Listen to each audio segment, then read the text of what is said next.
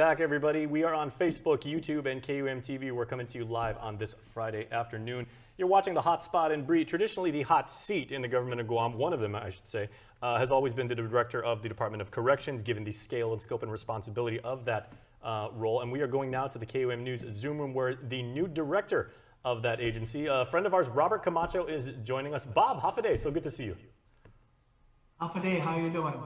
We're doing great. Very, very well. Congratulations, I think, for being appointed as the director. Indeed. Well, we really want to just bring you on, just to get an update on the new prison. We haven't heard about it in a while. Yeah. Well, we're still working on those details. Right now, we're working with Guam Economic Development Agency. They're looking at the funding source. And of course, the legislature has authorized $5 million per year to help get it started. We already had DPW engineers come over here and looked at the grounds and do an assessment. So we're waiting for that report to come through maybe in a few days. Until we get to that point where we'll have a new correctional facility, you're of course charged with running the current facility. So you are a veteran, experienced GovGuam manager. So coming into this role, what was your first day like? And like walking onto the facility, which you're well aware of and everything like that. How do you approach leading the agency? Well, actually, for the past 2 years, I've been the deputy director. So I've been with the previous director, Joe Carvalho. I was working with him in the background there, trying to get all the administrative and operational issues resolved. So it's really not something that's new to me. Of course, this is like my 24th year at Department of Corrections and 37 years in law enforcement. So yeah, the whole thing is just keep, every day there's an issue regarding, trying to handle things from legal issues, personnel issues, food services to, programs and treatment and all that. And so right now our focus, of course, is to build that prison, and the governor's been very supportive, and we've been having several meetings regarding it. So of course, the funding source is what we're trying to resolve. As far as what we're doing here right now, as my role is trying to get things back to normal as much as possible. We haven't had any visitation for the past couple of years, so our goal is in the next couple of weeks is to have visitation, family visitation, maybe 2, depending on what the current situation is with of course, the COVID. If it rises even more in the next couple of weeks, we might have to postpone it again. So, but that's what we're intending, and maybe the family will have like 45 minutes of time with their loved one here at BOC. The other thing is religious services. So we're going to have it twice a month. And I just don't want to have too much people coming in here and not knowing the full extent of the COVID situation is. So we're going to do it, move cautiously, and just trying to get things back to normal as far as programs and activities. We're working right now with the commissary, trying to get that thing off the ground, where we're going to be providing supplies and sundry items to the inmates through a virtual program. And so that's at GSA right now. We've completed the bid specs and everything, so it just needs to be announced. So I'm hoping GSA helps us push that through. We're also working on the Adult Correctional Management Information System, which is a software system that helps to manage all of our information with the inmates and supplies and equipment and all that. And so that again also is we're working on. We've already have a bid out. We're just waiting for people to turn in their proposals. So that's going to be extremely helpful, and it's going to be networked with all the other law enforcement agencies like GPD and and the courts, so that it's going to eliminate some of the redundancy within our legal documentation.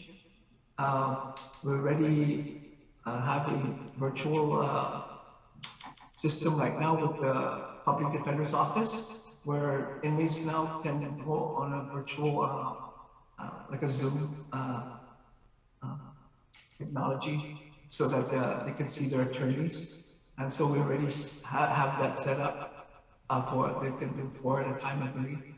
And so that's, helps the court out, helps the client out with their attorneys and get the appropriate representation. We just completed our post-5 renovation.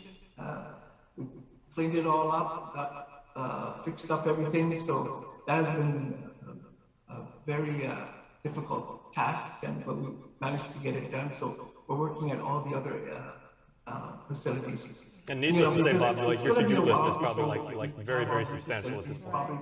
What about in terms of course, and how recruitment? Move along with the bid process, but we intend to just improve the current living conditions of the inmates, so to avoid any kind of consent decree also at the same time.